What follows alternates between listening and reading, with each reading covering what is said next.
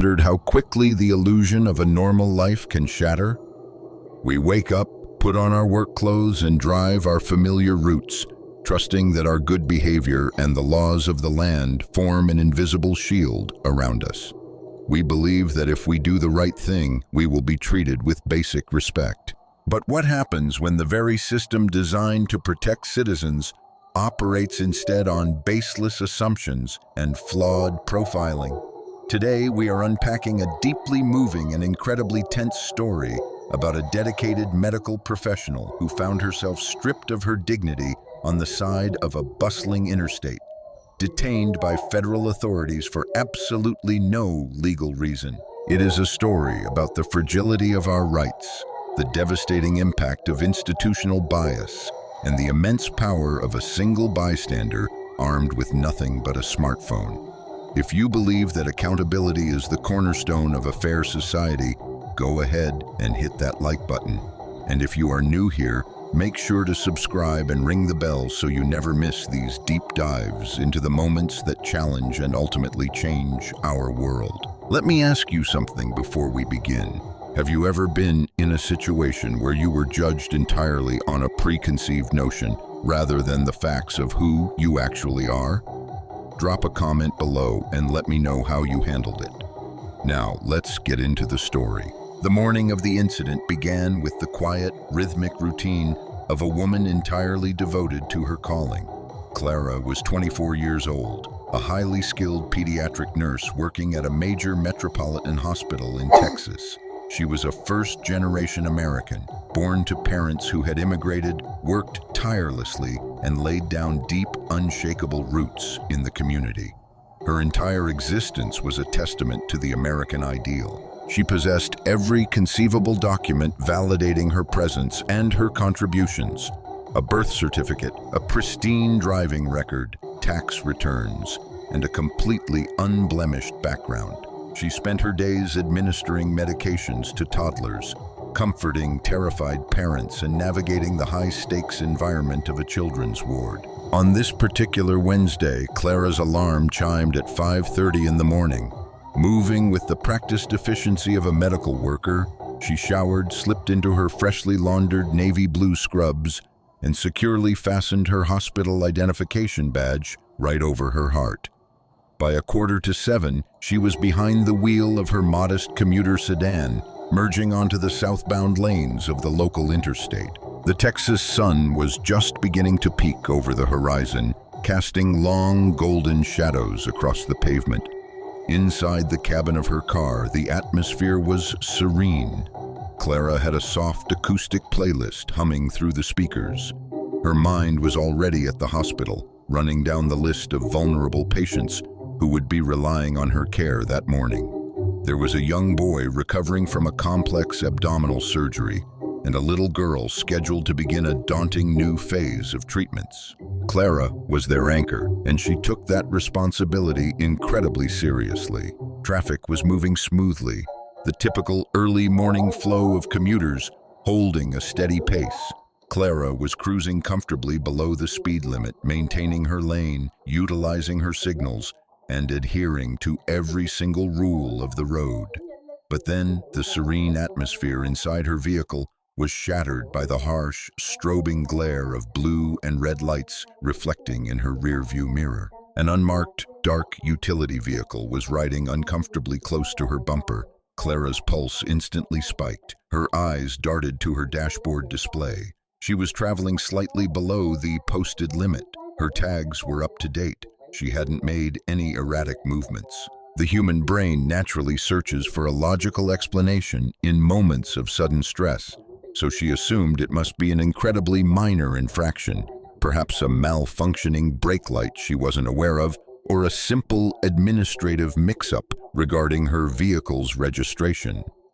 Operating exactly as a law-abiding citizen should, she activated her turn signal, smoothly guided her vehicle onto the wide, grassy shoulder of the highway, shifted the transmission into park, and killed the engine. She placed both hands firmly on the top of the steering wheel, a universal gesture of transparency and compliance. She watched in the side mirror as two individuals stepped out of the pursuit vehicle. They were not wearing standard local law enforcement uniforms. Instead, they were dressed in heavy tactical gear, dark utility trousers, and reinforced vests adorned with bold lettering indicating they were federal border enforcement agents. Heavy badges dangled from lanyards around their necks, glinting in the morning light. A profound sense of bewilderment washed over Clara. Why would federal immigration agents be initiating a traffic stop on a pediatric nurse during her morning commute? She was a native-born citizen wearing medical scrubs, with a hospital insignia clearly displayed on her chest. The lead official, a veteran operative, approached her driver's side window. This is the moment where protocol demands an explanation. In any lawful traffic stop, the Fourth Amendment requires authorities to have reasonable, articulable suspicion of a crime to justify detaining a citizen. An officer is expected to request identification, review documentation, and explain the nature of the stop. That did not happen. The agent did not ask for her license. He did not ask for her registration. He offered absolutely no legal justification for the flashing lights. Instead, with a voice entirely devoid of humanity or procedural respect, he issued a blunt command: exit the vehicle. Clara's mind raced, trying to process the severe escalation of a situation that had no foundational cause. Despite the massive surge of adrenaline coursing through her veins, she kept her voice remarkably composed. She politely inquired why she was being pulled over. Instead of answering, the agent simply amplified his volume, barking the order again, utilizing intimidation as a substitute for lawful reasoning. Realizing that debating an armed, agitated federal agent on the shoulder of a highway was incredibly dangerous, she complied. She pulled the handle, stepped out into the crisp morning air, and stood beside her door. Almost immediately, the secondary agent pointed a rigid finger toward the uneven, dew-soaked ground beside the highway. He ordered her not to stand, not to lean against her own property, but to sit in the dirt. Clara lowered herself onto the damp grass. The cold moisture instantly seeped into the fabric of her uniform. The rough texture of pebbles and soil pressed into her palms. As the minutes began to tick by, the morning commute intensified. Hundreds of cars whizzed past. Drivers tapped their brakes, craning their necks to observe the spectacle. Some motorists honked, while others rolled down their windows to shout unintelligible remarks over the roar of the engines. Clara was being exhibited like a captured criminal, stripped of her dignity, while the men in tactical vests stood towering over her, their arms crossed in silent authority. She extended her government-issued driver's license toward them. They refused to take it. She pointed to her hospital credentials, pleading with them to understand that she had critically ill children waiting for her specialized care.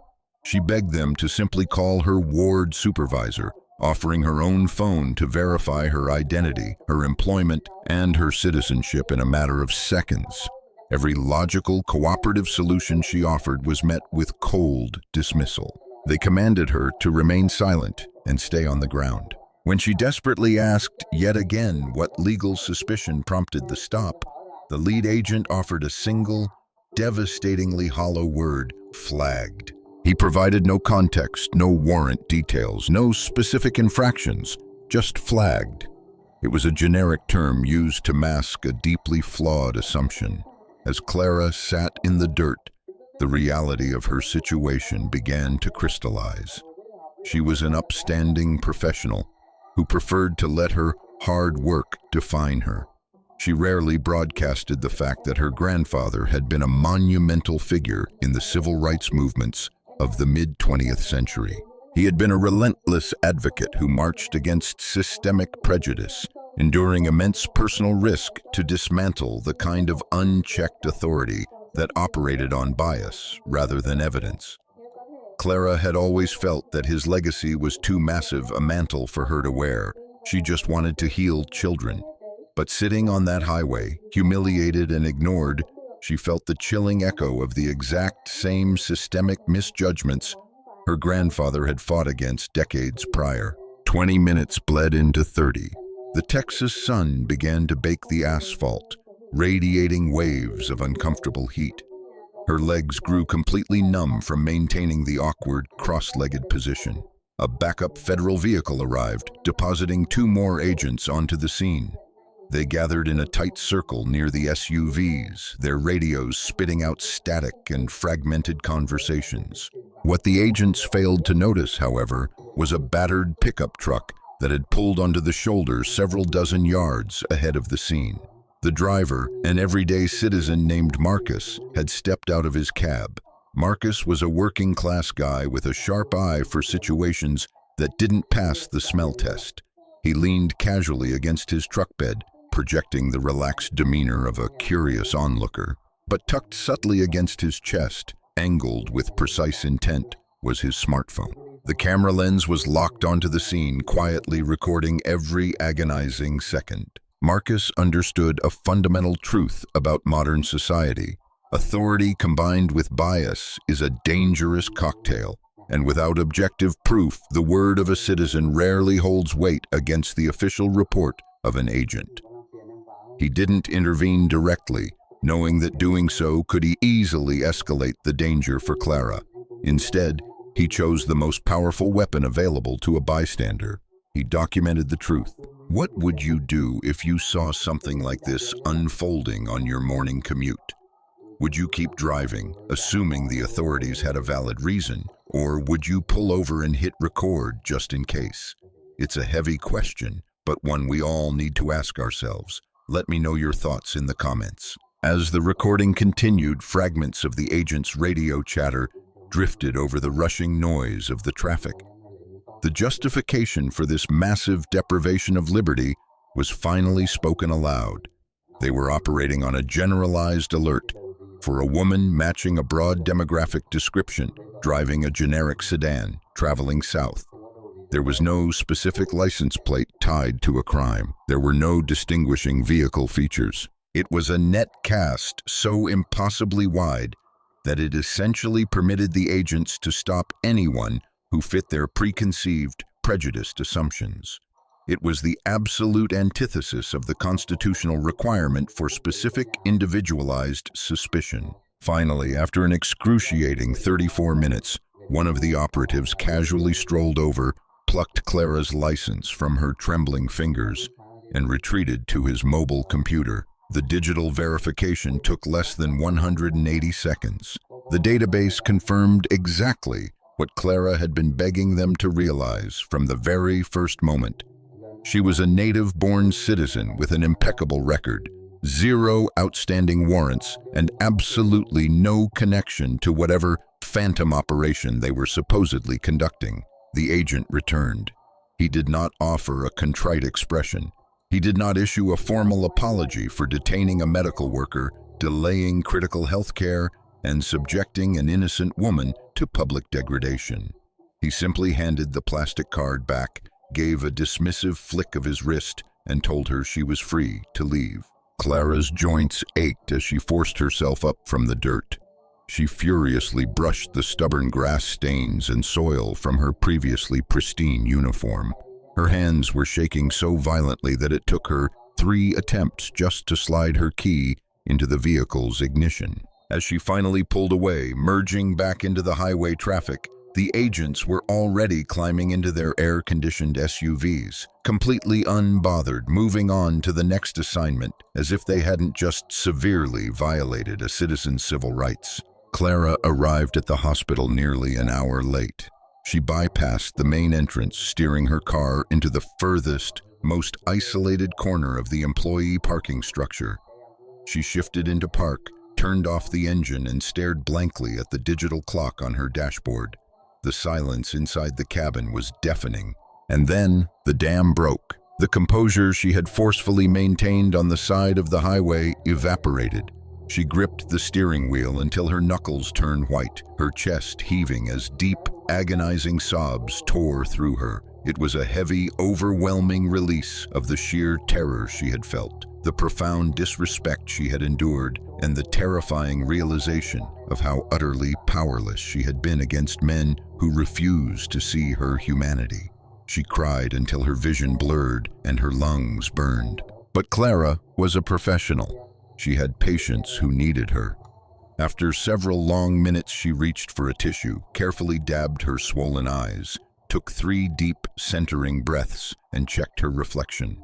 Her scrubs were permanently stained, but her resolve was hardening. She stepped out of the vehicle, walked through the sliding glass doors of the pediatric ward, and spent the next 12 hours administering vital care, burying her trauma beneath the gentle, reassuring smile she offered to the terrified children in her ward. For 2 days, the incident consumed her thoughts. She debated whether to file a formal complaint, deeply aware that challenging federal entities usually resulted in endless bureaucracy and eventual dismissal. It would be her word against 4 sworn officers. Who would believe her? Then her phone buzzed with an unexpected message from a mutual community acquaintance. It turned out that Marcus, the silent observer in the pickup truck, had circulated the footage through local networks, desperately trying to find the nurse in the blue scrubs. They met at a quiet, inconspicuous coffee shop. Marcus slid a small digital drive across the table. He didn't want money. He didn't want his face on the evening news. He simply looked Clara in the eyes and told her that he knew what he saw was fundamentally wrong, and he wanted her to have the ammunition she needed to fight back. Sitting in the dim light of her living room that evening, Clara plugged the drive into her computer. Watching the footage was a surreal, out-of-body experience. She saw herself, a tiny, compliant figure sitting entirely exposed in the dirt. She listened to the crisp, undeniable audio of the agents dismissing her perfectly valid identification.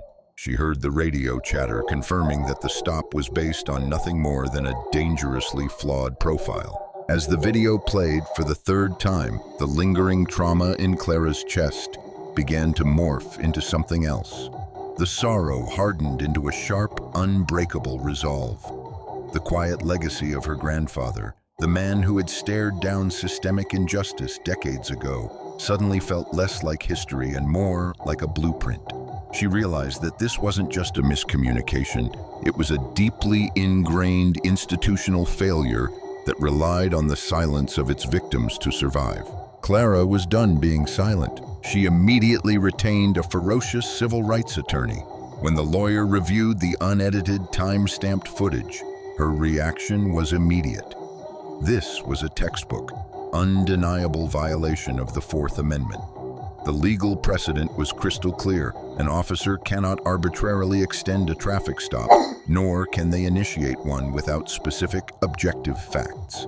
The concept of reasonable suspicion cannot be replaced by a vague, demographic assumption. The legal team filed a comprehensive federal lawsuit, citing unlawful seizure, severe protocol violations, and institutional bias. Alongside the legal filing, they strategically released the footage to a prominent investigative journalist.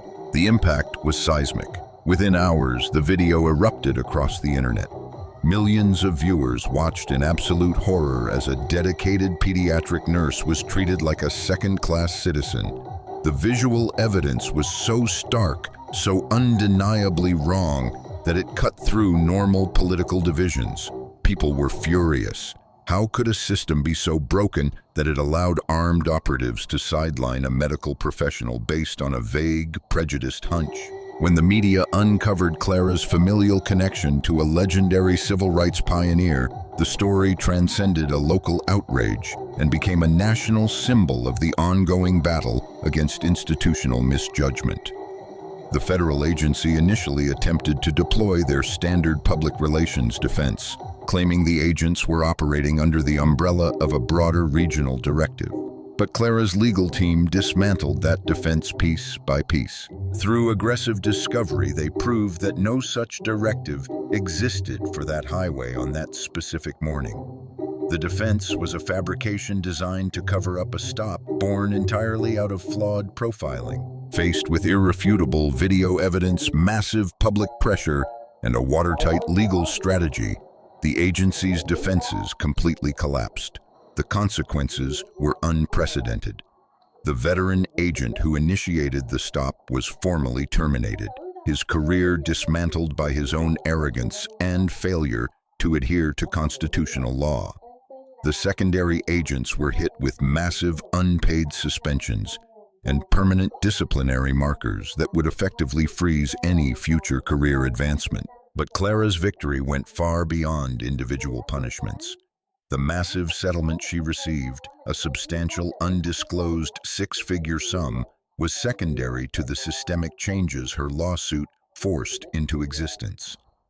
The federal agency was compelled to implement sweeping, mandatory overhauls. They instituted strict, transparent audits to monitor demographic stop data. They mandated the deployment and activation of body-worn cameras for all field operatives, ensuring that the days of undocumented roadside detentions were over. And most importantly, the agency was forced to issue a highly public, formal admission of guilt, acknowledging that their personnel had operated illegally and without justification. Healing is never a linear process. For months, Clara struggled with hypervigilance. Her heart would race every time she saw a dark SUV in her rearview mirror, but she sought counseling, leaned heavily on the immense support of her family and hospital colleagues, and slowly reclaimed her peace of mind. She returned to the pediatric ward with a renewed sense of purpose. The children she comforted didn't know that their favorite nurse had forced a federal agency to its knees. They just knew she made them feel safe. Marcus, the silent hero with the smartphone, quietly faded back into his normal life.